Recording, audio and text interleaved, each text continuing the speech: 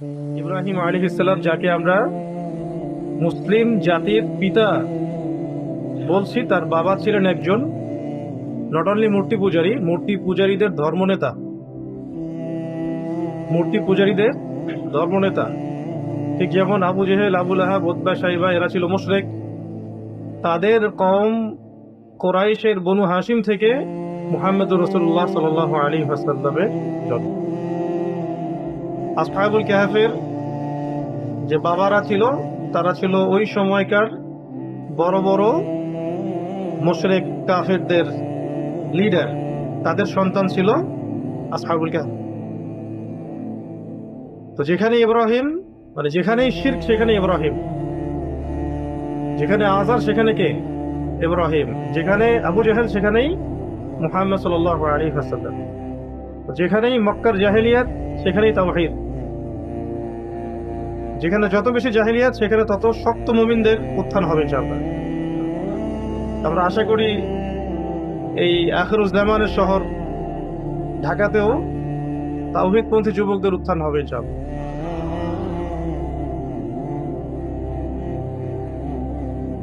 তো এখানে কলবে সালিম অর্থ কি? সমাজ বলছিল যে তুমি কোন আল্লাহর কথা বল? আমাদের আল্লাহ তো, মানে আল্লাহ বলতে তার আমাদের দেবতারা তো এই যে আমাদের সামনে আছে, আমরা উপাসনা করি, পূজা করি, নজর মানত করি, তুমি কোন আল্লাহর কথা বল? পড়েছেন না আপনারা এগুলা? নক্ষত্র পূজারীরা বলছিল যে আকাশের দিকে তাকাতে, সূর্য দেখতে, চন্দ্র দেখতে, চাঁদ দেখতে। বিস্তারিত অনেক আছে, সময় শর্ট অল্প করে বলবো। নক্ষত্রের দিকে তাকিয়ে তিনি বলেছিলেন না এটা আমার রব। অস্তমিত হয়ে গেল, না এটা আমার রব হতে পারে না। তারপরে চাঁদ, এটা রব, না এটা রব হতে পারে। সূর্য, এটা বড়, না যে অস্তমিত হয়ে যায়, ডুবে যায়, সে কখন আমার রব হতে পারে না। ইন্নী ওয়াজ্জাহতু ওয়াজহিয়া লিল্লাযী ফাতারাস সামাওয়াতি ওয়াল আরদা হানিফা ওয়া মা আনা মিনাল মুশরিকিন ইন্না সলাতি ওয়া নুসুকি ওয়া মাহইয়ায়া ওয়া মামাতি লিল্লাহি রাব্বিল আলামিন। তো এগুলো তো আপনারা জানেন, ধরা দিচ্ছি খালি। কলবে সালিম মানে সমস্ত দিক থেকে মুখ ফিরিয়ে শুধুমাত্র এক আল্লাহর দিকে রুজু হওয়া। সব দিক থেকে মুখ ফিরিয়ে, সব গায়রুল্লাহ থেকে মুখ ফিরিয়ে শুধু এক আল্লাহর দিকে রুজু হওয়ার নাম কলবে সালিম। তো ইব্রাহিম আলাইহিস সালাম যখন কলবে সালিম, বিশুদ্ধ চিত্তে, অবনত চিত্তে তার রবের দিকে অভিমুখ হলেন, আল্লাহ পাক এভাবে বলছেন।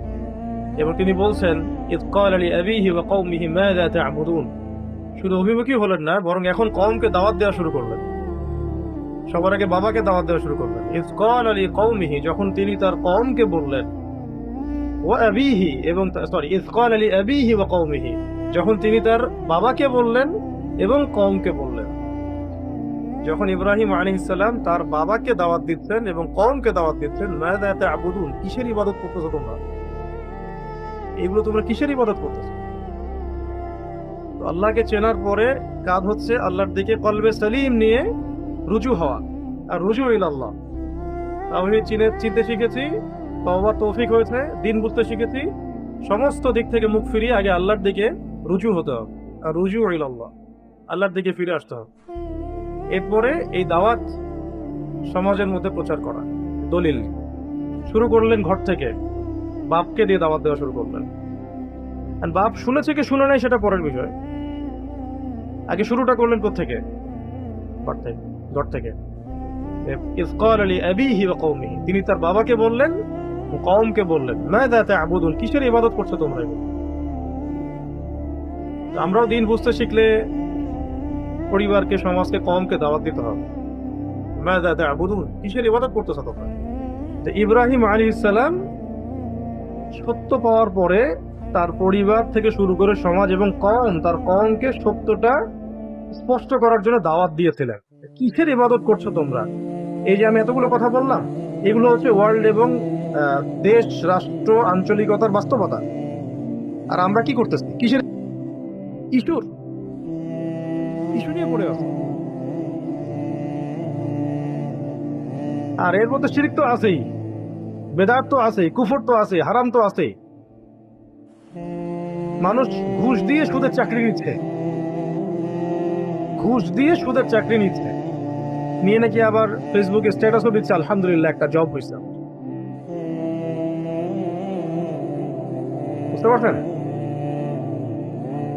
মদ নিয়ে আলোচনা নাই, মদের লাইসেন্স নিয়ে কথা নাই, মাদক নিয়ে কথা নাই, কিশোর গ্যাং নিয়ে কোনো কথা নাই, পতিতালয় বন্ধ নিয়ে কোনো কথা নাই, মদের বারগুলো ক্লোজ করা নিয়ে কোনো কথা নাই। পাইছে একটা ইস্যু, এগুলো কোনো সমস্যাই না। আর ধরে নিলাম ধরেন তর্কের খাতিরে যে কোনো একটা ইসলামী প্রতিষ্ঠানে এমন একটা ঘটনা ঘটছে, তো যারা ঘটনা ঘটে তারা কি মানুষ না জিন? মানুষ। তো ঘটনা যদি ঘটে থাকে তাহলে তার বিচার হবে। নবী সাল্লাল্লাহু আলাইহি ওয়াসাল্লামের যুগে জিনা ব্যভিচারের ঘটনা ঘটছে না কয়েকটা, বিচার হয়েছে, তো বিচার শরিয়া আইনে করেন। আর এটার সংখ্যা কত পার্সেন্ট? আর অন্যান্য প্রতিষ্ঠানগুলো, সেকুলার অঙ্গন, জেনারেল অঙ্গন, অন্যান্য অঙ্গনে যে অপরাধগুলো হচ্ছে এগুলোর পরিসংখ্যান কত? সেগুলোর বিচার কোথায় করছেন? যে দেধারসে রেপ হচ্ছে প্রতিদিন বাংলাদেশে, কয়টার বিচার করছেন? ওগুলো সব ইস্যু বাদ। দিনই একটা প্রতিষ্ঠান একটা ঘটনা ঘটেছে, সব প্রতিষ্ঠান বন্ধ করে দাও, ইস্যু এটা পাইছে, ওটাকে কেন্দ্র করে সব প্রতিষ্ঠান কি করো? বন্ধ করে দাও। এগুলো কাদের ভাষায় কথা বলতেছে? ওই তো মুনাফিকদের ভাষায়, মুশরিকদের ভাষায়। ভারতের মতো জায়গায় সব প্রতিষ্ঠান বন্ধ করে দেওয়ার হুমকি দিল। তাহলে এই প্রতিষ্ঠানগুলোতে, সেকুলার প্রতিষ্ঠানগুলোতে যে সমস্যাগুলো হচ্ছে এগুলোর কারণে কি এগুলো বন্ধ করে দিবে? প্রবলেম হলে মাথা ব্যথা করতেছে, ওষুধ আছে, নাকি মাথা কেটে ফেলে দিবে? মাথা ব্যথা করলে কি করবেন? কেটে ফেলে দিবেন না মেডিসিন দিবেন? মেডিসিন হচ্ছে ইসলামী আইন, ইসলামী আইনের সুষ্ঠু প্রয়োগ। ইসলামী আইনের সুষ্ঠু প্রয়োগ কি শুধু এই ক্ষেত্রেই হবে না সব ক্ষেত্রে হবে? তো সেটা কোথায়? এইরকম মানে। আর আমাদের সমাজে একটা সাইকোলজি তৈরি করা হয়েছে যে যদি কেউ দাড়ি টুপি পাগড়ি জুব্বা পড়তে, এখন আপনাকে যদি 10টা চর মারে এটা ঠিক আছে, আপনি কাউন্টার একটা চর মারছেন, আপনি হুজুর হয়ে চর মারলেন, আপনি এত অমানবিক। ইসলাম এই শিখে আপনাকে।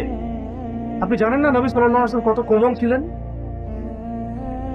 এত মুনাফিকের মুনাফিক সব, এত বড় বড় সুবিধা। এখন আমি তো বাধ্য হয়ে কিছু কথা বলতে পারতেছি না, এটা আমার অপারগতা। তবে আমি আস্তে আস্তে কিছু বিষয় আপনাদেরকে জানাই দিব ইনশাআল্লাহ, যাতে ভবিষ্যতে আপনাদের জন্য দিনের কাজ করতে সুবিধা হয়। কারণ আমাদের এখন প্রয়োজন আমাদের এখন প্রয়োজন হচ্ছে প্রত্যেকটা মানে অঞ্চলে, অঞ্চল বলতে বোঝাচ্ছি এলাকায়, পাড়ায়, মহল্লায়, গ্রামে গঞ্জে মুখলেস দায়ী তৈরি করতে হবে। মুখলেস দায়ী 1 জন 2 জন 10 জন 20 জন ভাই দিয়ে, অ্যাক্টিভিস্ট দিয়ে আপনি এটা করতে পারবেন না। বাংলাদেশে যা দরকার সেটা করতে পারবেন না। আর আমি যোগ্যতা বলতে ফেসবুক অনলাইনে যোগ্যতাকে বোঝাচ্ছি না, কখনোই না। এটা যোগ্যতার কোনো মানদণ্ডই না। বহু অ্যাক্টিভিস্টকে আমরা দেখছি যে একামত দিতে ভয় পায়, ভয়ে লজ্জায় দিচ্ছে না, কারণ তার উচ্চারণ সহি না, তিলাওয়াত ঠিক মতো করতে পারে না, ভয় একামত দিচ্ছে না, তিলাওয়াত করতেছে না, ইমামতি করতেছে না। এইগুলোকে মানদণ্ড মনে করবেন না। ক্লাসিক্যালি পড়তে হবে এবং ক্লাসিক্যালি যোগ্য হতে হবে, তারপরে আপনি দায়ী হন, অ্যাক্টিভিস্ট হন, যে কোনো প্রফেশনে থাকেন, দিনের কাজ করেন, সমস্যা। আমাদের এরকম শত শত হাজার হাজার লক্ষ লক্ষ দায়ী তৈরি করতে হবে, তারপরে রেভলিউশন আসবে। এই যে ইব্রাহিম আলাইহিস সালাম যেটা বলছেন, ইসকাল আলী আবিহি ওয়া কওমিহি মাযা তা'বুদুন, এটা আপনাদেরকে বলতে হবে যে তোমরা কিসের ইবাদত করতেছো, কিসের পিছনে ছুটতেছো তোমরা। পুরো ন্যাশনাল ছুটতেছে একটা আল্লাহ বিরোধী ইয়ার দিকে, কনসেপ্টের দিকে, তাগুতের দিকে,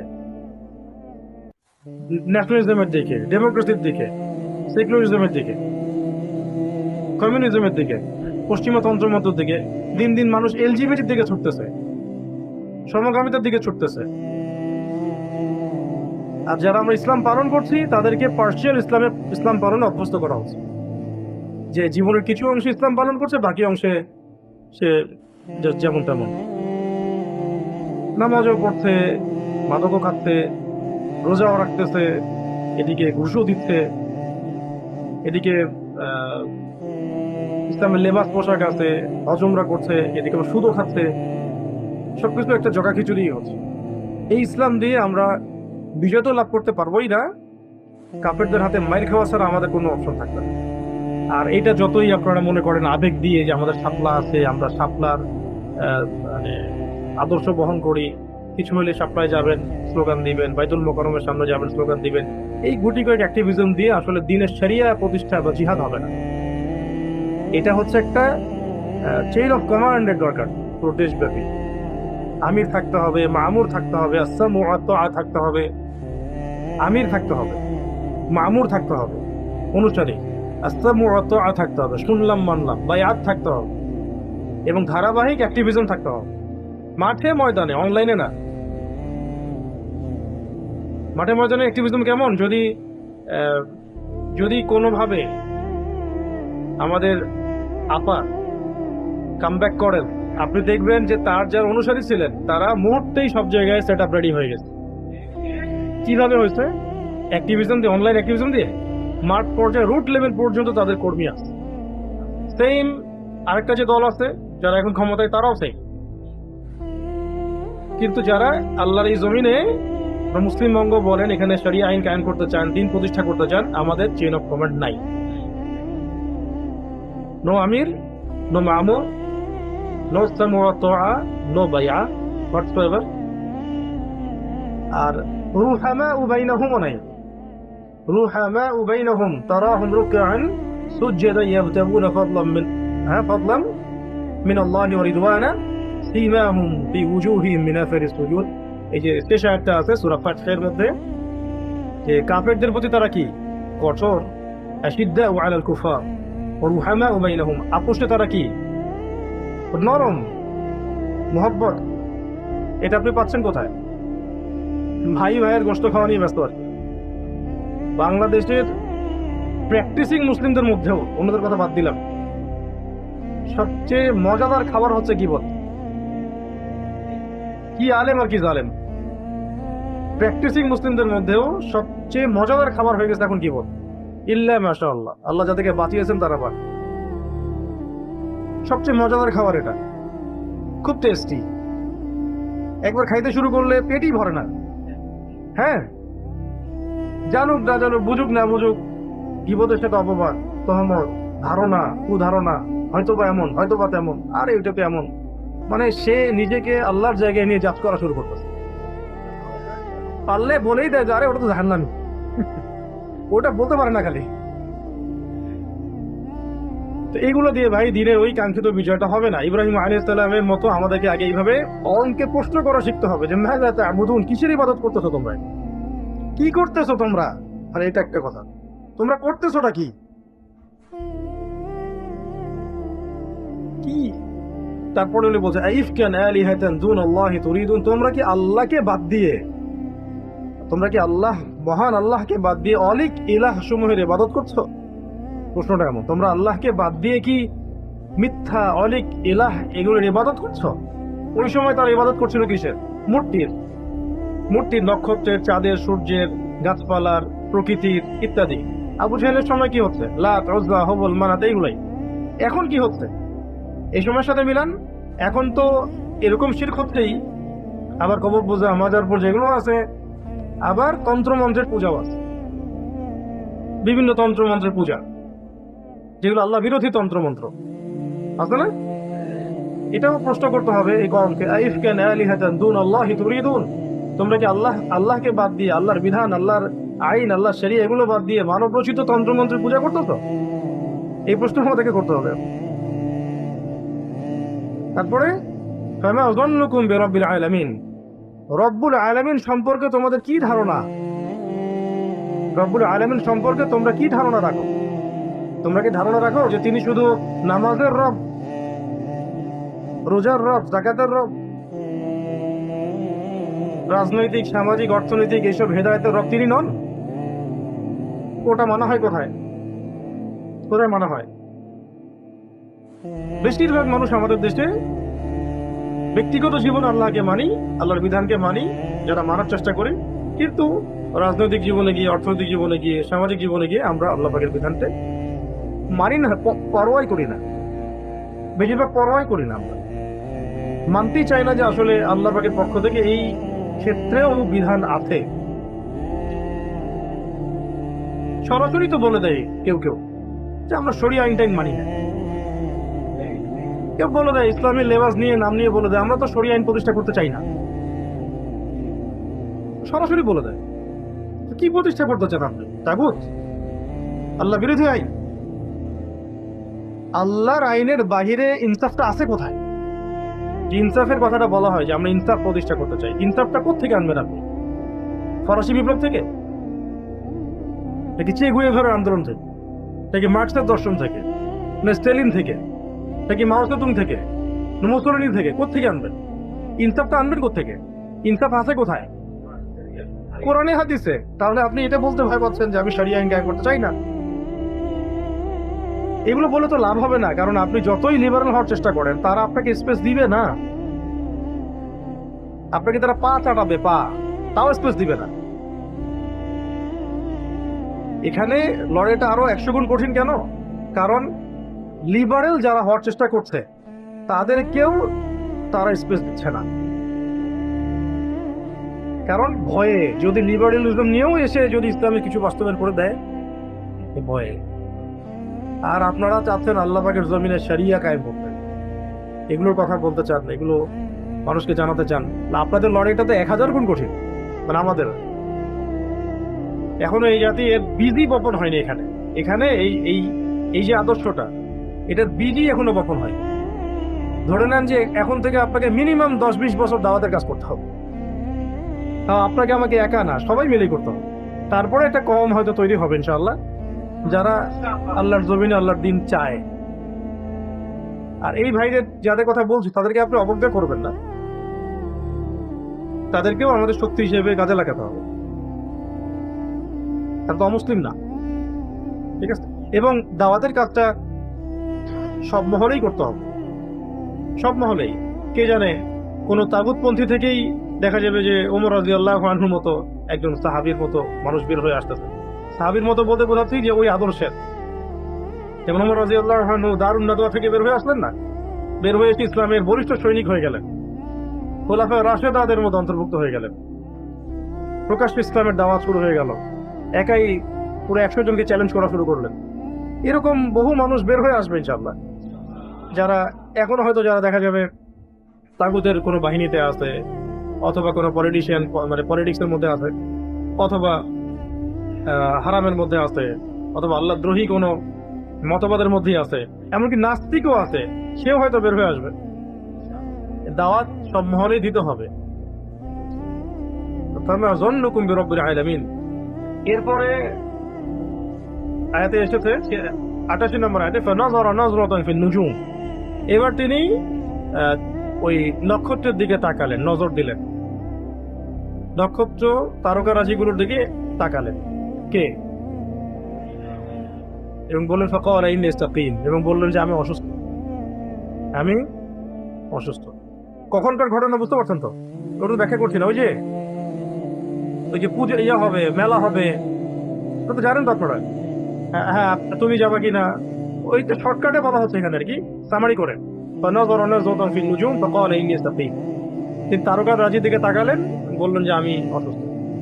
সত্যি কথা বলতে চতুর্দিকে যখন আপনি গুনাহ দেখবেন, শিরক দেখবেন, কুফর দেখবেন, পাপ আর পাপ, এই আমাদের কওম ইস্যু নিয়ে দিশেহারা, আপনিও বলবেন যে আমি অসুস্থ।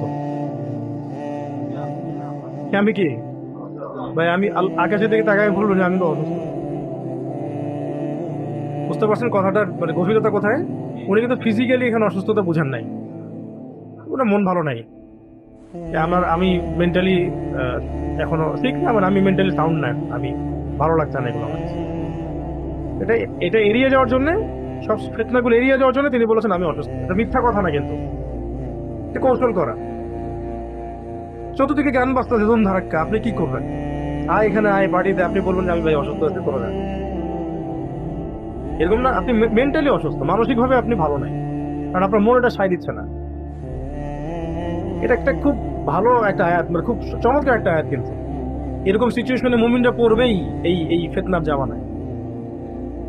যেমন বলতে আপনি বাধ্য পাবেন যে আমি অসুস্থ, আমি পারবো না। তো এরপরে এরপর তাকে রেখে তারা সবাই চলে গেল। তাকে বলতে কাকে? ইব্রাহিম আলাইহিস সালামকে রেখেই তারা চলে গেল। কারণ আপনি আপনার জায়গায় অটল থাকবেন, তারা আপনাকে ছেড়ে দিবে। আপনি কনফ্লিক্টে যান নাই, বলেছেন যে আমি এসবের সাথে একমত না, আপনারা যান পড়েন, আমি অসুস্থ, চলে গেছে ওরা। এবার তিনি যেটা করলেন, ফারাগা ইলা আলিহাতিহিম, এবার তিনি ফারেক হলেন। ফারেক হলেন মানে হচ্ছে কি হলেন? নিজের, হ্যাঁ, ফারেক হলেন মানে অবসর পেলেন এমন না, মানে তিনি পুরোপুরি সন্তর্পণে ধীরে সুস্থে প্ল্যান করে দেবতাগুলোর দিকে গেলেন। দেবতাগুলো বলতে ওই যে ওই সময়কার যে মূর্তিগুলা, তখন আলা তাকুলুন, এবার গিয়ে তাদেরকে বলছেন যে আলা তাকুলুন, তোমরা এগুলো খাবা না? দেবতাগুলোকে বলছেন ফাকালা আলা তাকুলুন, তোমরা এগুলো খাবা না? খাবারগুলো খাবি না তোরা? এইভাবে বললে আবার আমাদের অনেক সুশীল বের হয়ে যাবে। আপনি কি দেবতাদেরকে গালি দিলেন? হ্যাঁ, ধর্মীয় অনুভূতিতে আঘাত করলেন নাকি? না, বরং আমরা আমাদের আমাদের কমিউনিটির মধ্যে যে হিন্দু ধর্মাবলম্বী ভাইরা আছেন, ওই অর্থে ভাই বললাম আর কি, আদম সন্তান, শরিয়ার দৃষ্টিকোণ থেকে, ধর্মের দৃষ্টিকোণ থেকে তখন ভাই না, আদম আর ইসলামের সন্তান। তো তাদেরকে আমরা বলতে চাই যে এখানে ইব্রাহিম আলাইহিস সালাম যে একটা মূলনীতি অবলম্বন করেছেন, এটা আপনি আপনার দেবতার সামনে গিয়ে করেন। দেবতার সামনে দাঁড়ায় বলেন আলা তাকুলুন, তুমি খাবা না এটা? দেখেন কি অ্যান্সার আসে। তুমি খাবা না? সূরা মারিয়ামে আরো আছে যে হে আমার ইয়া আবাতি, হে আমার বাবা, তুমি লিমা তা'বুদু, তুমি এমন ইলাহের ইবাদত কেন করো? মা লা ইয়াসমাউ, যে শুনে না, মা লা ইয়াসমাউ ওয়া লা ইউবসিরু, এবং দেখেও না। মা লা ইয়াসমাউ, ইয়া আবাতি লিমা তা'বুদু মা লা ইয়াসমাউ ওয়া লা ইউবসিরু ওয়া লা ইউগনি আনকা শাইআ, এবং তোমার কোনো উপকারও করতে পারে না, ক্ষতিও করতে পারে না। এমন এমন এমন ইলাহের ইবাদত কেন করো?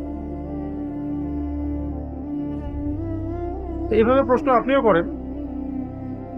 যান ইবাদত, আপনার ইলাহের সামনে দাঁড়ান, গিয়ে বলেন আলা তাকুলুন, তুমি কি খাবা না? মা লাকুম লা তানতিকুন, আরো প্রশ্ন করতে, মা লাকুম লা তানতিকুন, হে ইলাহরা তোমাদের কি হলো, তোমরা কথা বলছো না কেন? এটা কার স্টেটমেন্ট? ইব্রাহিম আলাইহিস সালাম। আলা তাকুলুন, তোমরা কি খাবা না এই ভোগ প্রসাদ গুলা? মা লাকুম লা তানতিকুন, কি হইলো, কথা বলো না কেন? তারপর অ্যান্সার আসতেছে না, আবার জিজ্ঞাসা করছে কি হলো, কথা বলো না কেন? আরে খাইতে না পারো, কথা তো বলতে পারবা। খেতেও পারতেছে না, কথাও বলতে পারছে না। সূরা হজের মধ্যে আছে যে মাছিও তাড়াতে পারছে না, গায়ের মধ্যে একটা মাছি বসে সেটা তাড়াতেও পারছে না, উপকারও করতে পারছে না, ক্ষতিও করতে পারছে না, শুনেও না, দেখে না। আপনারা তারপরে এদের ইবাদত করেন আর বলেন যে এদের আদর্শে রাম রাজ্য কায়েম করবে। একটা একটা প্রাণী, চতুষ্পদ প্রাণী, যাকে আল্লাহ পাক আমাদের জন্য সৃষ্টি করেছেন, তার গোবর আপনার খাওয়াচ্ছে, আপনাদেরকে তার মূত্র আপনাদেরকে খাওয়াচ্ছে। কোন ধর্ম চিন্তা করছেন আপনি?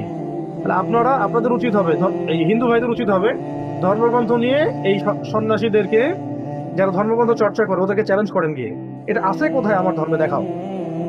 দেখি দেখাইতে পারে নাকি তারা। বরং তাদের ধর্মগ্রন্থ থাকবে যে আল্লাহ একজন, আল্লাহ একজন, তাদেরকে দাওয়াত দেওয়া উচিত। আপনাদেরকে এটা জাহান্নামের পথে নিয়ে যাচ্ছে। ধর্মগ্রন্থ পড়েন, পড়ে আপনাদের ধর্ম নেতাদেরকে চ্যালেঞ্জ করেন, হুজুরদের পিছনে লাগাবাদ দিয়ে, যে আমার ধর্মে আছে কোথায় স্ট্যাচু ওয়ার্শিপ করতে হবে। স্ট্যাচু তো শুনেও না, দেখেও না, নড়েও না, চড়েও না, মাছিও দাঁড়াতে পারে না, প্রসাদ দিলে খেতেও পারে না, কথাও বলে না, কিসের ইবাদত করতেছে না? তো ইব্রাহিম আলাইহিস সালাম কিন্তু এগুলো টেস্ট করলেন, শুধু গিয়ে কোরআন দিয়ে ভেঙে দিয়েছেন এমন না কিন্তু। খেয়াল করে দেখছেন, একটার পর একটা প্রশ্ন করতেছেন। তারপরে ফারাগা আলাইহিম দারবান বিল ইয়ামিন, এবার কথা আর বলিস না, তোর সাথে কথা বলে কি হবে, একদম কুঠার নিয়ে, ডান হাতে কুঠার নিয়ে দরব, মানে একদম মাই শুরু করলেন। ফারাগা আলাইহিম দারবান বিল ইয়ামিন, ফারাগা আলাইহিম দারবান বিল ইয়ামিন, এরপর সে, মানে ইব্রাহিম আলাইহিস সালাম এদের উপরে সবলে আঘাত করা শুরু করলেন, সজোরে। ডান হাতের কথা মানে সজোরে আঘাত করা শুরু করলেন ইব্রাহিম আলাইহিস সালাম। এবার এই ওই সময়কার দেবতা যেগুলো ছিল, এগুলোর উপর সজোরে আঘাত করা শুরু করলেন। এটা আপনি আবার এখন করতে যান না। কারণ এই এই শোনেন, এই আঘাত করার সুন্নত আছে আমাদের। কোত্থেকে নিব সুন্নতটা? মুহাম্মদ রাসূলুল্লাহ সাল্লাল্লাহু আলাইহি ওয়াসাল্লাম মক্কার 13 বছর, মক্কার 13 বছর আঘাত করেছিলেন নাকি ওগুলো থাকা অবস্থাতেই ইবাদত করেছেন? থাকা অবস্থাতেই ইবাদত করেছেন। যতক্ষণ না দাওয়াতের সাথে সাথে জিহাদের মধ্য দিয়ে ইসলামী ইমারা বা খেলাফা কায়েম না হচ্ছে এবং ইসলাম রাজনৈতিকভাবে শক্তিশালী না হচ্ছে ওই জায়গায়, ততক্ষণ আপনি ভাঙতে পারছেন না। যখন হয়ে যাবে তখন ওয়াকুল জাআল হক ওয়া যাহাকাল বাতিল ইন্নাল বাতিলা কানা যাহুকা পড়বেন আর ভাঙবেন। বুঝতে পারছি? এটা হচ্ছে নবী সাল্লাল্লাহু আলাইহি ওয়াসাল্লামের সুন্নাহ। 13 বছর কোনো শব্দ হয় নাই, চুপচাপ দাওয়াতের কাজ, দাওয়াত দাওয়াত দাওয়াত। এবং আমরা একটা টু শব্দও করি নাই তাদের। টু শব্দ বলতে তাদের কোনো ইলাহকে গালি দেওয়া হয়, কখনোই গালি দিইনি আমরা, শুধু সত্য মিথ্যা স্পষ্ট করা হয়েছে। ওই সময় কোনো রকমের সামরিক বা এরকম আঘাত করা, ভেঙে ফেলা কিছুই করা হয়, বরং হিজরত করে চলে যাওয়া হয়েছে। পরবর্তীতে মদিনা ইসলামী রাষ্ট্র কায়েম হয়েছে। এই রাষ্ট্র থেকে আরো দাওয়াত ও জিহাদের মধ্য দিয়ে টেরিটরি এক্সপ্যান্ড করেছে। পরে মক্কা বিজয় হয়েছে। সেই মক্কা বিজয় হওয়ার পরে কোনো মূর্তির অস্তিত্ব রাখা হয় নাই, সবগুলোকে ভেঙে ফেলেছে। কারণ ওই জায়গায় তখন মুসলিমদের কর্তৃত্ব প্রতিষ্ঠা হয়েছে। এই জায়গায় কি আপনি আসছেন এখনো? আমাদের মানে কি যে বুঝ, সুবহানাল্লাহ, সিরাতের অনেকের আল্লাহ আল্লাহ বুঝদান করেন। মক্কা বিজয় না করেই একদম এই মক্কা বিজয়ের মতো গণ ক্ষমা করে দেয়, বলে মাফ করে দিলাম, কারণ মক্কা বিজয় নবী সাল্লাল্লাহু আলাইহি ওয়াসাল্লাম মাফ করে দিয়েছেন। আপনি কি মক্কা বিজয় করছেন যে সবাইকে গণ মাফ করে দিলেন? বরং যত বড় বড় ফ্যাসিস্ট জালেম যারা যারা ছিল তাদেরকে ক্ষমার পর ক্ষমাটাই তো অন্যায় হয়েছে। এর ফলশ্রুতিতে নতুন রূপে নতুন শক্তি নিয়ে আবার জালেম এবং জুলুম ফিরে আসবে। জালেম এবং জুলুম নতুন নতুন শক্তি নিয়ে ফিরে আসবে, বিকজ আপনি মক্কা বিজয় না করেই ঘন ক্ষমার দিকে গেছেন আর কি। ওই ক্ষমা অবশ্য মানে ওই ছাড় দেওয়ার যে মানসিকতা, এটা আবার ইসলামপন্থীদের ব্যাপারে দেখা যায় না। ইসলামপন্থীদের ব্যাপারে ছাড় দেওয়ার মানসিকতা আবার আপনাদের দেখা যায় না, এবং তাদের ভুল না থাকলেও ভুল বের করা, কিভাবে আন্ডারস্টিমেট করা যায়, কিভাবে লেগে থাকা যায়, কিভাবে ডমিনেট করা যায়, এগুলি চলতে থাকে। কিন্তু বাস্তবতা কি জানেন? বাস্তবতা হচ্ছে যে অদূর ভবিষ্যতে এই দাড়ি টুপিওয়ালা মোল্লাদের হাতেই আপনাদের বিচার হবে ইনশাআল্লাহ। কারণ দাড়ি টুপিওয়ালা মোল্লারাই সামনে বিশ্বের শাসন ক্ষমতা পেতে যাচ্ছে। এটা শুনলে হাসবে এরা, কিন্তু এটা বাস্তব, এটাই বাস্তব। সেটা আমরা হবো কিনা জানি না। আমাদের যে অবস্থা ইমান আমলের, তাকওয়ার, দ্বীনের বুঝের, হয়তো আমরা সেই দাড়ি টুপি বলা না, কিন্তু দাড়ি টুপি বলা যোগ্য মানুষের হাতেই আল্লাহ পাক ক্ষমতা দিবেন, এটা নিশ্চিত। আমরা বলছি না আমরাই তারা, আমরা তো আসলে হিসেবেই পড়ি না, কোনো দিক থেকে যোগ্য না। আমরা যোগ্য হলে তো আমরা এতদিন করতামই, যোগ্য হলে তো এতদিন আমাদের হাতে হয়তো চলেই আসতো। আমরা যোগ্য না, কিন্তু যোগ্য কম আসবে নিশ্চিত, এটা ইনশাআল্লাহ। এখন আমাদের কাজ হচ্ছে প্রজন্ম থেকে প্রজন্ম এই দাওয়াতগুলো ছড়ায় দেওয়া। এখন যে প্রজন্মকে আল্লাহ কবুল করবেন ইনশাআল্লাহ সেই প্রজন্মের হাতেই বিজয় হবে। তো এটা তো শুনলেন, কি করলেন তিনি, ওগুলো কি করলেন। তো এখন কি আপনি ভাঙবেন? এই কাজ করতে যান না। ফরাহু আলাইহিম দরবাম বিল ইয়ামিন, সবলে তিনি আঘাত করলেন। ফাকবালু ইলাইহি ইয়াজিফুন, এবার লোকেরা ছুটে আসলো তার দিকে। কোন লোকেরা? যাদের ইলাহ, তারা সবাই ছুটে আসলো। ক্বালা আতা'বুদুনা মা তানহিতুন, এবার ইব্রাহিম আলাইহিস সালাম ভয় পান নাই, বরং তিনি উল্টা প্রশ্ন করলেন যে আতা'বুদুনা মা তানহিতুন, তোমরা কি তাদের ইবাদত করো যাদেরকে তোমরা নিজের হাতেই সৃষ্টি করেছো? তোমরা কি তাদের ইবাদত করো যাদেরকে তোমরা নিজ হাতে সৃষ্টি করেছো? ওয়াল্লাহু খালাকাকুম, আল্লাহ তোমাদেরকে সৃষ্টি করেছেন। ওয়া মা তা'মালুনা, তোমরা যে আমল করো, মানে তোমরা নিজের হাতে যাদেরকে সৃষ্টি করেছো, এটাও কার সৃষ্টি? আল্লাহর সৃষ্টি। তো প্রকৃতপক্ষে আল্লাহই তোমাদেরকে সৃষ্টি করেছেন, এবং তোমরা যা তৈরি করো সেটাও। তোমরা আসলে আল্লাহকে বাদ দিয়ে কার ইবাদত করছো? ক্বালু বুনু লাহু বুনিয়ানান, এবার তাদের কোনো অ্যানসার নাই। ভালো করে এই জায়গাটা খেয়াল করে, তাদের কোনো উত্তর নাই। এই যে প্রশ্নগুলো অকাট্য প্রশ্ন না, কার ইবাদত করো, কথা শুনে না, দেখে না, মাছি তাড়াইতে পারে না, খায় না, কথা বলে না, নিজের হাতে সৃষ্টি করেছো, আল্লাহকে বাদ দিয়ে কার ইবাদত করছো। সিমিলারলি এই সমাজে যেগুলো হচ্ছে, যে মতবাদ গুলা, যে আদর্শ গুলা, যে রিবা, যে জুলুম, যে ওই পশ্চিমাদের তন্ত্রমন্ত্র থেকে শুরু করে শিরক, কুফর, হারাম, মানবরচিত বিধান, এগুলো কোত্থেকে আসছে? সবকিছুই আল্লাহ বিরোধী। তো এই যে তোমরা এগুলোর ইবাদত করছো, কি হুজ্জাত? তোমাদের প্রমাণ কি? এর পিছনে দলিলটা কি? কোনো অ্যান্সার নাই, কিন্তু এখানেও কোনো অ্যান্সার নাই, টকস্ট ফাটানো ছাড়া, চিল্লাচিল্লি করা ছাড়া, আর উল্টাপাল্টা দলিল দেওয়া ছাড়া। উল্টাপাল্টা দলিল, গরুর লেজ ছাগলের পিছনে লাগাই দিবে, ছাগলের লেজ গরুর পিছনে লাগাই দিবে, এগুলো ছাড়া কিন্তু কোনো অকাট্য দলিল নাই, কোনো হুজ্জাত নাই। কি আছে? যেটা ওই সময়কার মুশরিকদের ছিল। তারা বলছে ক্বালু বুনু লাহু বুনিয়ানান, অত কথা বাদ দাও, ইব্রাহিমের জন্য একটা আগুনের কুণ্ডলী বানাও। এর সাথে কথা বাদ, কথায় পারা যাচ্ছে না। এর সাথে ক্বালু বুনু লাহু বুনিয়ানান, এর জন্য একটা প্রাচীর বেষ্টিত অগ্নিকুণ্ড বানাও। ফালকুহু ফিল জাহিল, এবং ইব্রাহিমকে এখানে ফেলে দাও। তো এই সুন্নতটা এখন দেখতে পাচ্ছেন না, যেখানে মুমিনদের সাথে আদর্শের, কথার, কলমের সংঘর্ষণের লড়াইয়ে পারা যাচ্ছে না, ধরো সবগুলোকে, ঢুকাও, মামলা দাও, জেলে ঢুকাও, তারপরে মেরে ফেলো, গুম করো, ইত্যাদি। ক্বালু লাহু বুনিয়ানান ফালকুহু ফিল জাহিল, সবগুলোকে ধরো আর মারো। সেম সুন্দর, একদম সেম। আজকে কোরআন পড়লে হতভম্ব হয়ে যাবেন যে কোনো কিছুই চেঞ্জ হয়নি সারা ওয়ার্ল্ডে। হিস্ট্রি রিপিটস ইটসেলফ বলে না, এটা বারংবার রিপিট করতেছে হিস্ট্রি। যা হয়ে আসছে তাই হচ্ছে, নতুন নতুন সুর হচ্ছে, নতুন মোড়কে, নতুন ভার্সনে আসতেছে, খালি সেম জিনিস সারা ওয়ার্ল্ড ওয়াইড। এবং আমরা বুঝতে ভুল করছি যে প্রত্যেকটা শতাব্দীতে যেভাবে মুসলিমদের বিজয় হয়েছে, ওই ওই সুন্নত তো চেঞ্জ হয় নাই। আমরা চেঞ্জ করার চেষ্টা করতেছি, কিন্তু চেঞ্জ করলে হবে না। ওই সুন্নতেই বিজয় হতো, যে সুন্নতে আগে বিজয় হয়েছে। ওরাও সেম সুন্নতে আগাচ্ছে। ফালকুহু ফিল জাহিম, তাকে অগ্নিকুণ্ডে নিক্ষেপ করো। এবার আল্লাহ পাক বলছেন ফারাদু বিহি কাইদান, ইব্রাহিমকে নিয়ে ওরা কৌশল করলো, ষড়যন্ত্র করলো। ইব্রাহিমকে কেন্দ্র করে তারা কি করলো? ষড়যন্ত্র, কঠিন ষড়যন্ত্র করলো। ফাজআলনাহুমুল আসফালিন, কিন্তু আমি ওদেরকে একদম হেয় প্রতিপন্ন করে দিলাম।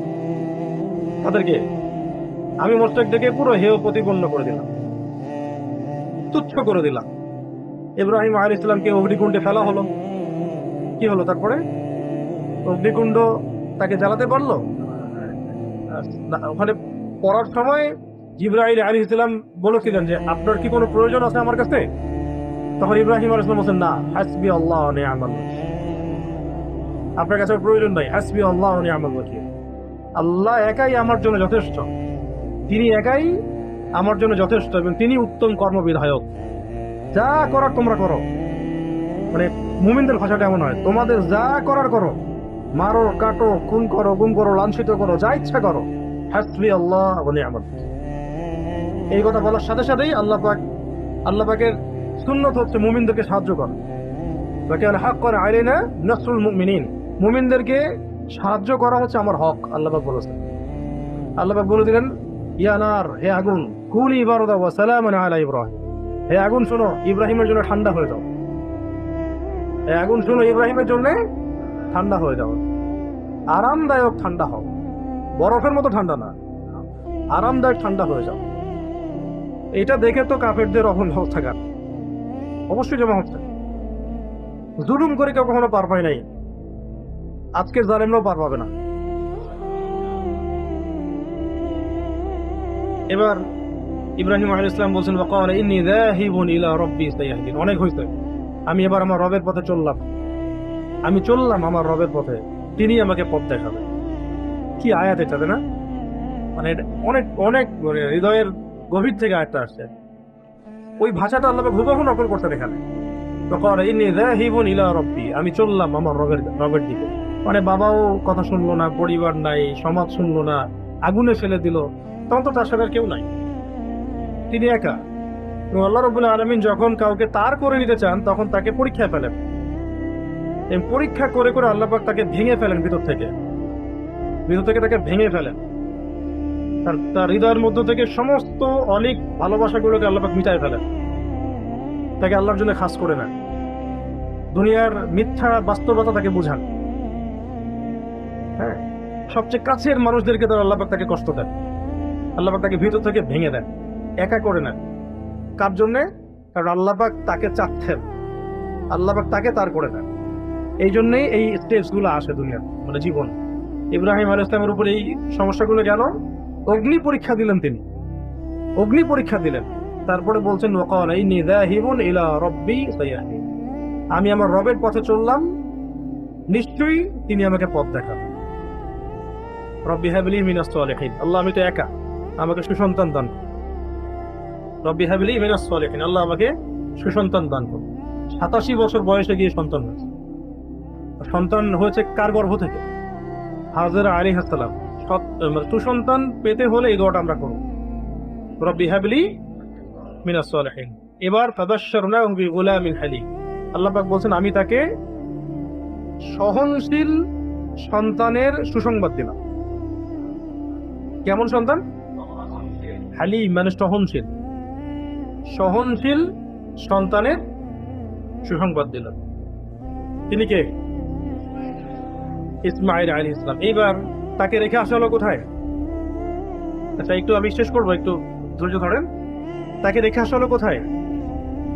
মক্কায়। মা এবং সন্তানকে রেখে আসা হলো মক্কায়। আচ্ছা, মক্কায় রেখে আসার পরে কিছু খাবার ছিল, কিছু পানি ছিল। এবার ইব্রাহিম আলাইহিস সালাম ওখান থেকে চলে আসছিলেন। স্ত্রী কি বললেন, আপনি কি আল্লাহর আদেশে আমাদেরকে রেখে যাচ্ছেন? আমি শর্ট করে বলছি, তিনি বললেন যে হ্যাঁ সূচক মাথা নাড়লেন। তো তিনি তখন কি বলেছিলেন যে তাহলে আল্লাহ রাব্বুল আলামিন আমাদেরকে ধ্বংস করবেন না। যদি আপনি আল্লাহর আদেশে আমাদেরকে এখানে রেখে গিয়ে থাকেন তাহলে আল্লাহ আমাদেরকে ধ্বংস করবেন। আর ইব্রাহিম আলাইহিস সালামের ওই যে হাসবি আল্লাহ ওয়া নি'মাল ওয়াকিল, আর তার স্ত্রী হাজেরা আলাইহিস সালাম, নিশ্চয়ই আল্লাহ আমাদেরকে ধ্বংস করবেন না। মিল পাচ্ছেন? বাবা যেমন, মাও তেমন।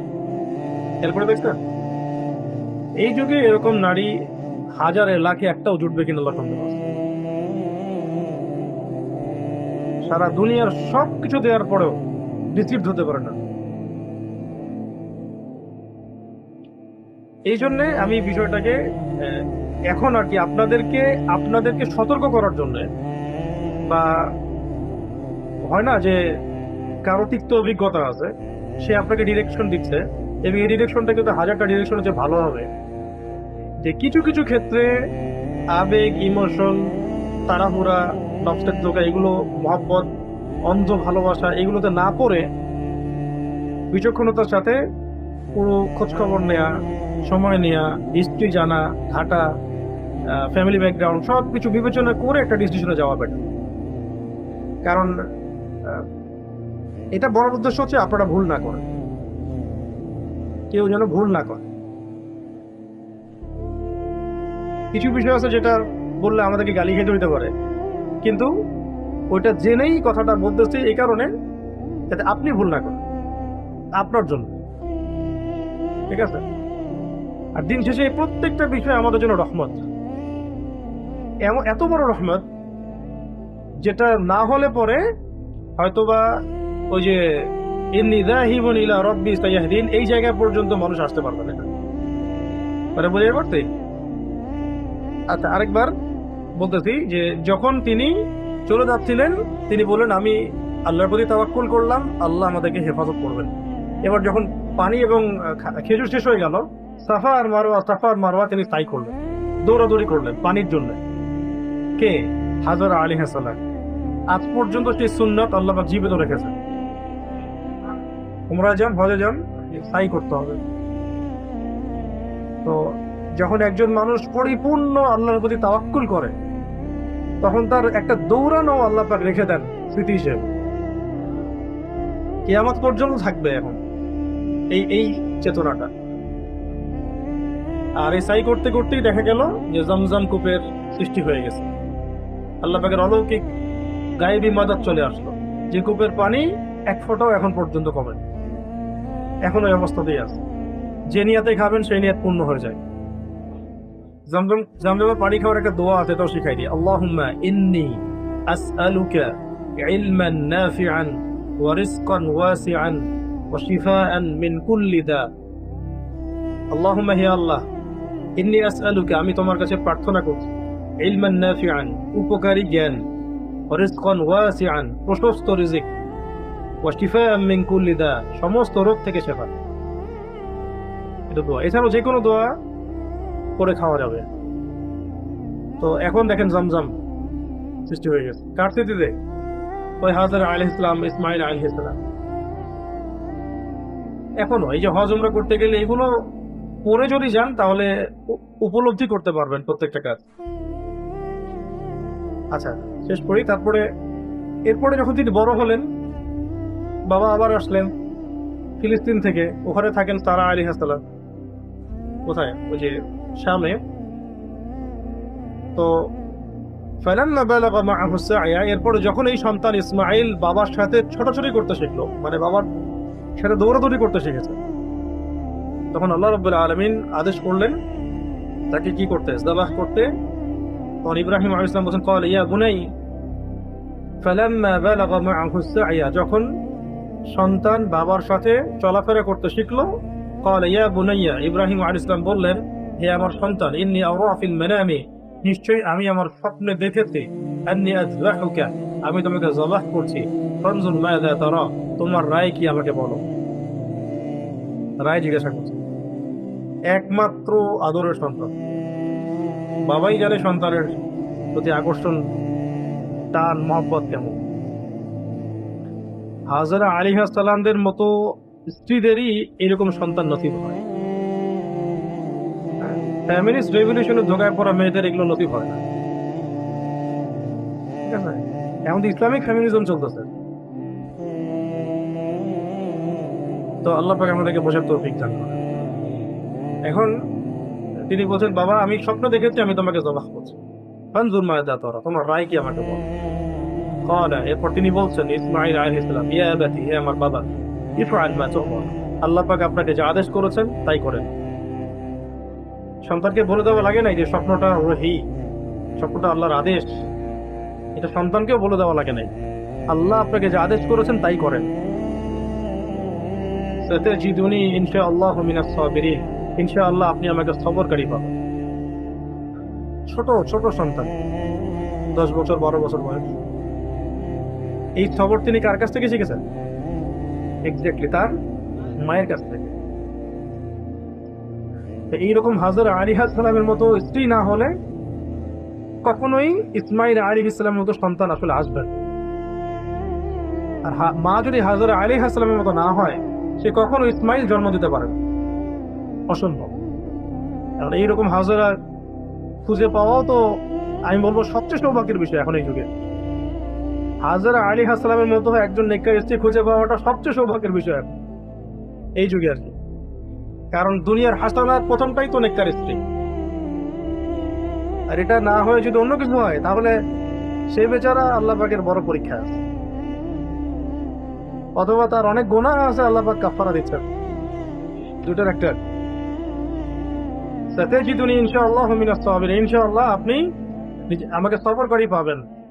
দেখেন এই বয়সের ছেলেপেলেদের অবস্থা আমাদের দেশে দেখেন, আমাদের সোসাইটির মধ্যে এই 10 বছর 12 বছর 15 বছরের ছেলেপেলেদের অবস্থাটা দেখেন, কি অবস্থা দেখেন। Phone, games, addiction, TikTok, online জুয়া, মেয়েতে তো আছেই, অন্যান্য বিষয় তো আছেই, নেশা টেশা আছে, কিশোর গ্যাং, এগুলো সব আছে। এবং এই বয়সের এই যে 12 বছর 15 বছর পর্যন্ত যে জেনারেশনটা আছে আমাদের, আমার মনে হয় তাদের 80%কে আপনি কোরআন পড়াইতে পারবেন না, পড়তে পারবেন না, তিলাওয়াত করতে পারবেন না, কোথাও শিখে নাই। মানে জেনারেলদের কথা বলছি, মাদ্রাসার ছেলেপেলেদের কথা বলছি না। আর এখানে উনি বলছেন জীবন দেওয়ার কথা, আমাকে জবাহ করবেন বাবা, ঠিক আছে করেন, ইনশাআল্লাহ আমি সবর করব। কথাটা এরকম হবে, আপনি আমাকে জবাহ করতে যাচ্ছেন, ঠিক আছে করেন, আমি ইনশাআল্লাহ সবর করব। মানে আল্লাহর রাস্তায় পুরো জীবন দিয়ে দেওয়ার যে মানসিকতা, যে প্রত্যয় ইসমাঈল আলাইহিস সালামের মধ্যে ছিল। আগেকার মানুষদের মধ্যে কি আল্লাহর মহব্বতটা ছিল, এগুলো মাথা ঘুরে যায় এগুলো পড়ে। শুধু তাই না, ফালাম্মা আসলামা ওয়া তাল্লাহু লিল জাবিন, এবার আল্লাহ পাক বলেন ফালাম্মা আসলামা, এরপর যখন দুজনে আত্মসমর্পণ করলো, এখানে ইসলাম শব্দ প্রয়োগ করা হচ্ছে, আসলামা। যখন তারা দুজনে আত্মসমর্পণ করলো, ইসলাম মানে তাহলে কি? আত্মসমর্পণ করা। জবাহ করতে হবে, রাজি হয়ে গেলেন, এটার নাম ইসলাম। এটার নাম কি? ইসলাম। আর নামাজ পড়তে বলে নামাজ পড়তেছে না, বলতেছে মুসলিম। জাকাত দিতে বলে জাকাত দিচ্ছে না, বলতেছে মুসলিম। হুদুদ কেসাস পর্দা টর্দা কিছুই মানতেছি না, মুসলিম। ইসলাম শব্দ অর্থ কি তাহলে? আল্লাহর সামনে আত্মসমর্পণ করা, অবনত চিত্তে আল্লাহ পাকের আদেশ মেনে নেওয়া। এখানে জীবন দিতে বলা হচ্ছে, তোমাকে জবাহ করব। দুজনেই আত্মসমর্পণ করলেন, বাবাও এবং সন্তানও। বাবা জবাহ করার মধ্য দিয়ে আল্লাহর বিধানের সামনে আত্মসমর্পণ করলেন, আর সন্তান জীবন দিয়ে দিব এই জন্য আত্মসমর্পণ। দুজনকে বলা হচ্ছে তারা দুজন ইসলাম আত্মসমর্পণ করলো। ইসলামা সামি'না ওয়া আতা'না, শুনলাম মানলাম। ইয ক্বালা লাহু রাব্বুহু আসলিম ক্বালা আসলামতু লিরাব্বিল আলামিন। যখনই আল্লাহ পাক বলেছেন ইসলাম কবুল করো, মানে যখনই আল্লাহ পাক বলেছেন যে আমার সামনে আত্মসমর্পণ করো, ক্বালা আসলামতু লিরাব্বিল আলামিন, ইব্রাহিম আলাইহিস সালাম বলেছেন আমি জগৎ সমূহের রবের সামনে আত্মসমর্পণ করলাম। ইসলাম আসলে কোত্থেকে শিখবো আমরা? মডারেটদের থেকে? পশ্চিম থেকে? আমেরিকা থেকে? সুশীলদের থেকে? মোনাফেকদের থেকে? ইসলামের ডেফিনেশনটা আসবে কোত্থেকে? এখান থেকে। আল্লাহ পাকের বিধান চলে আসছে, চুপচাপ চোখ বন্ধ করে মেনে নিতে হবে, এর নাম ইসলাম। কোনো প্রশ্নও করা যাবে না এখানে। এখানে তারা কোনো প্রশ্নও করেন নাই, কেন করব? বাচ্চাকে কেন জবাই করব? আমি তো ছোট, আমাকে কেন জবাই করবেন? আমার তো কোনো অপরাধ নাই। এর পিছনে যুক্তি কি, বিজ্ঞান কি, দর্শন কি, কোনো প্রশ্ন আছে? কোনো প্রশ্ন নাই। এটা তো একটা নিখাত, মানে কি বলবো, এটা একটা হচ্ছে খাঁটি মৌলবাদী কনসেপ্ট। এটা একটা কি খাঁটি মৌলবাদী কনসেপ্ট। আপনারা হাসতেছেন, এটাকে আপনি কিভাবে ডিফাইন করবেন? এখানে কি বলেছেন সন্তান যে আমাকে যুক্তি দেন, বিজ্ঞান দেখান, দর্শন দেখান? কি রিজন? এমনকি রিজনটা কি সেটা বলেন। আব্বা জবাই তো করবেন, কি রিজন? রিজন একটাই, আল্লাহ পাকের আদেশ। এই তো সেই আদেশ আমাদের সামনে আসলে আমরা বিজ্ঞান খুঁজি, দর্শন খুঁজি, যুক্তি খুঁজি, তর্ক খুঁজি, যুগের সাথে মিলাই। এই যুগে সুদ না খেয়ে থাকা যায়? এই যুগে আল্লাহর আইন বাস্তবায়ন করা যায়? এই যুগে এইসব এত কঠোর ইসলামী কথা বলা যায়? এই যুগে আবার জিহাদ আছে? কত প্রশ্ন। এই যুগে পর্দা বলে কেমনে কাজ করবো? ইসলাম তো আমরা এখনো আসলে বুঝি নাই, সত্যি কথা। ইসলাম তো এখনো বুঝিনি আমরা। ইসলাম তাহলে কি? আল্লাহর বিধান চলে আসবে, চোখ বন্ধ করে মানা। এটা প্রমাণ হতে হবে যেটা আল্লাহর বিধান, প্রমাণ হয়ে গেলে চোখ বন্ধ করে মানা। এখন তারা এই শব্দ দিচ্ছে ধর্মান্ধ, অন্ধভাবে ধর্ম মানেন আপনি, মৌলবাদী, ফান্ডামেন্টালিস্ট। এগুলো না হলে তো আমি ইসলাম মানতে পারবো না। আল্লাহ রাব্বুল আলামিন আদেশ করবেন, আমি চ্যালেঞ্জ করব। কেন নামাজ পড়তে বললেন? কেন রোজা রাখতে বললেন আল্লাহ আপনি? কেন হজ করতে হবে, কেন যাকাত দিতে হবে? এটাকে প্রশ্ন করবেন আপনি? প্রশ্ন না করলে তো আমাকে চুপচাপ অন্ধভাবে মেনে নিতেই হচ্ছে। তো আমি তো ধর্মান্ধই হলাম, সমস্যা কি? আজীব একটা ব্যাপার। এগুলো শব্দগুলো বের করে মানে মূলত অন্য ধর্মকে কোণঠাসা করার মানে চেষ্টা করা হয় নাই। এই শব্দগুলোকে ব্যবহার করে শুধু মুসলিমদেরকে কোণঠাসা করার চেষ্টা করা হচ্ছে।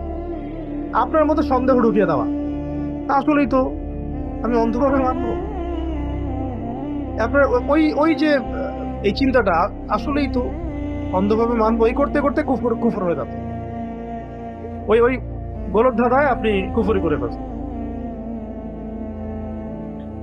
এখানে বুঝেন, ফালাম্মা আসলামা ওয়া তাল্লাহু লিল জাবিন, তারা যখন আত্মসমর্পণ করলেন দুজনে, এবং এই যে জাবিন বলা হচ্ছে ঘাড়, এভাবে শুইয়ে দিলেন জবাহ করার সময়।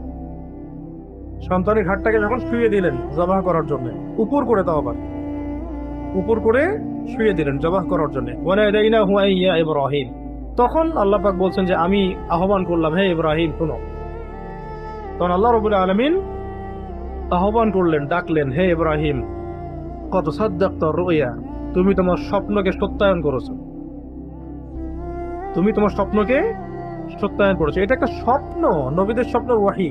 আর আমাদের সামনে কোরআনের অকাট্য স্পষ্ট জাজল্যমান প্রমাণ, তাও মানতে যাচ্ছে না। দুটোই তো ওয়াহি, কিন্তু আমরা তো কোনো স্বপ্নকে মানার কথা বলতেছি না। শরিয়া আইন একটা স্বপ্ন? শরিয়া আইন হচ্ছে একটা অকাট্য বিধান কোরআনের বলছে। ইসলামের বেসিক ফান্ডামেন্টাল কি স্বপ্ন? না এগুলো একদম লিখিত আকারে সামনে আছে আমাদের সামনে? তো কদ সাদ্দাকতা রুয়া, তুমি তোমার স্বপ্নকে সত্যায়ন করেছো, কারণ নবীদের স্বপ্ন ওয়াহি, নবীদের স্বপ্ন ওয়াহি। ইন্না কাযালিকা নাজজিল মুহসিনিন, এইভাবেই আমি মুহসিনদেরকে প্রতিদান দিয়ে থাকি, সাহায্য করে, এইভাবেই আমি মুহসিনদেরকে পুরস্কৃত করে থাকি।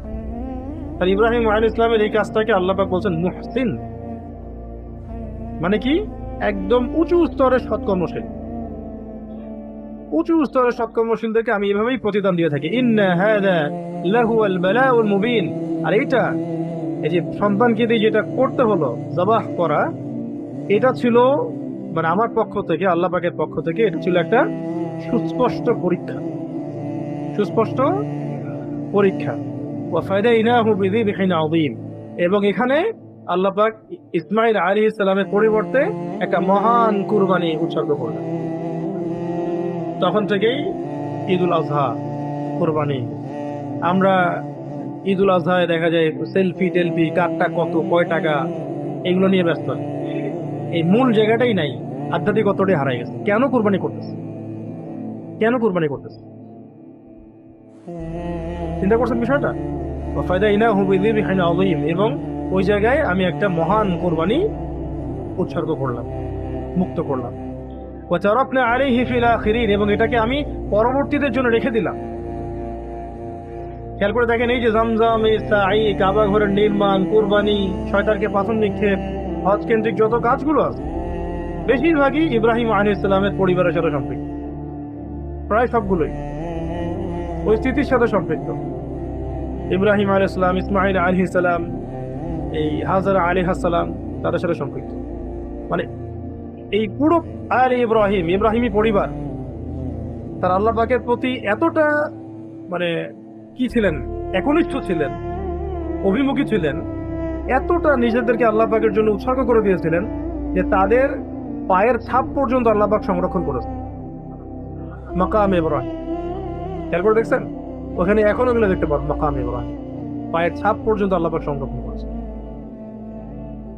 সূরা কাহাফের প্রথম ওই 2টা পৃষ্ঠা পড়তে গিয়ে আজকে এটা মনে হচ্ছিল যে আসহাবুল কাহাফ যখন ঘুমিয়ে গেলেন, ঘুমের মধ্যে আল্লাহ রাব্বুল আলামিন ডানে বামে পাশ পরিবর্তন করিয়েছেন তাদের। এটা পড়ছেন? ডানে বামে পাশ পরিবর্তন করিয়েছেন। ইমানের তাড়নায় কিছু যুবক বের হয়ে গেল, পুরো সমাজ মুশরিক, কুফর, হারাম দিয়ে ভর্তি, চলে গেল গুহায়। গুহায় আসলে যাচ্ছিলেন তারা অন্য জায়গায়, মাঝপথে গুহায় রেস্ট নিয়েছেন রাত্রেবেলা ঘুমানোর জন্য। ব্যাস আল্লাহ পাক 309 বছর ঘুম পাড়ে রাখছে। ঘুমের সময় ডানে বামে পাশ পরিবর্তন করিয়েছেন ফেরেশতাদেরকে দিয়ে। মানে একটা বিষয় বুঝলাম যে কেউ যদি পুরোপুরি আল্লাহর হয়ে যায়, আল্লাহ পাক তাকে ঘুমের মধ্যেও সাহায্য করবেন, পাশ পরিবর্তন করাচ্ছেন আল্লাহ পাক, তাও ফেরেশতাদেরকে দিয়ে, আল্লাহ ফেরেশতা পাঠিয়ে। সুবহানাল্লাহ। এরপরে আল্লাহ পাক বলছেন ওয়া তারাকনা আলাইহি ফিল আখিরিন, এবং এটাকে আমি পরবর্তীদের জন্য নিদর্শন হিসেবে রেখে দিলাম। ওয়া সালামুন আলা ইব্রাহিম, ইব্রাহিমের উপর সালাম। আল্লাহ সালাম দিয়েছেন, আল্লাহ পাক সালাম দিয়েছেন ইব্রাহিম আলাইহিস সালাম। মানে এখন আপনার ইব্রাহিম আলাইহিস সালামের ধর্মান্ধ খালেস মৌলবাদী মুসলিম হতে চান, নাকি হয়ে সালাম পেতে চান, নাকি পশ্চিমাদের আদলে মডারেট মুসলিম হতে চান? এটা এখন নিজেরাই চিন্তা করেন। ওয়া কাযালিকা নাজজিল মুহসিনিন, আবার বলেছেন আল্লাহ পাক আমি মুহসিনদেরকে এইভাবেই প্রতিদান দিয়ে থাকি। ইন্নাহু মিন ইবাদিনাল মুমিনিন, এবং সে নিশ্চয়ই আমার মুমিন বান্দাদের একজন ছিল। ওয়া বাশশারনাহু বিইসহাক, আমি তাকে ইসহাকের সুসংবাদ দিলাম, মানে আরেকটা সন্তান ইসহাকের সুসংবাদ দিলাম। নবিয়্যাম মিনাস সালিহিন, এবং তিনি ছিলেন সালেহদের নবী, সৎ কর্মশীলদের নবী। ওয়া বারাকনা আলাইহি ওয়া আলা ইসহাক, এবং আমি তাকে এবং ইসহাক পুরো পরিবারটাকে বরকত দিয়ে দিলাম। ওয়া মিন যুররিয়াতিহিমা, এবং তাদের উভয়ের যে বংশ, এই বংশটাকেই বরকতময় করে দিলাম। সুবহানাল্লাহ। ওয়া মিন যুররিয়াতিহিমা মুহসিনুন ওয়া যালিমুন লিনাফসিহি মুবিন, এবং আমি আবার পড়তেছি এই লাস্টে একটা, ওয়া বারাকনা আলাইহি ওয়া আলা ইসহাক, এবং আমি ইসহাক এবং তাকে বরকতময় করে দিলাম বা তাদেরকে বরকত দিলাম। ওয়া মিন যুররিয়াতিহিমা মুহসিনুন ওয়া যালিমুন লিনাফসিহি মুবিন, এবং তাদের বংশধরদের মধ্যে বেশ কিছু মানে কতক ছিল, একটা বড় অংশ ছিল সৎকর্মশীল, আর কিছু ছিল যারা নিজেদের উপরে জুলুম করেছে। তার পরবর্তীতে এখানে বনু ইসরায়েলের সৃষ্টি হলো, ইসহাক, ইয়াকুব আলাইহিস সালাম, তারপরে ইউসুফ আলাইহিস সালাম, বনু ইসরাইল, মুসা, ঈসা, দাউদ, সুলাইমান। এখানে তো অনেক সৎকর্মশীল ব্যক্তি ছিলেন, আবার কিছু জালেমও ছিলেন।